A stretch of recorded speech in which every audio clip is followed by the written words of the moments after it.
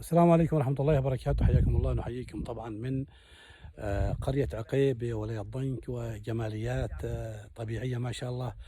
طبعا تتنوع بين المحاصيل الزراعية الموسمية والمياه أيضا ما شاء الله المنسابة من أعالي الجبال، الشلالات الجميلة كذا، يعني الرائعة اللي تستهوي يعني النفس وتريح النفس. أيضا كذلك أيضا الطبيعة والمساحات الخضراء اللي رايحين نتابعها من خلال هذه التغطية في هذا اليوم. الزراعة اللي موجودة، نظام الري نسقي على الثمان، وزراعة البر له أنواع، في ميساني، في بويضة، في جريدة، في وليدي، في هليتاه، في شعير، في فصيصة، يعني أسامات شعير، ما شاء الله. وفي كولة نفس إنها هي كولة وحدها، والجريدة وحدها، ما شاء الله. الميساني وحده، البويضة وحدها.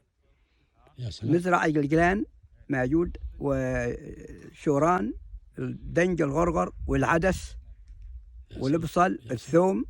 يا سلام. وزرعة هي هذه، والجزر، والخس، والجرجير، والبقدونس موجود. ما شاء الله. كل هذا موجود، زراعة هذه ما شاء الله. والحمد لله. في أنبا، في رمان، في عنب، في صفرجل، في يعني كل أنواع زراعة هذه. قلت لي في الوادي الماء يطلع من الكبد، يطلع من كبد الأرض، ولا نعرفه من هين جاي، يعني رب العالمين جايب لنا. ما شاء الله. في يقولوا أنه هذا مسكر عين هنا، كان مسكر لنا حمد بور ما شاء الله في الزمن السابق. في واحد كان باصر جاي من زمن قديم، زمن أبانا وأجدادنا، سألوه معنا حويل ونباله ماء، قال فلك مسكر لنا حمد بور.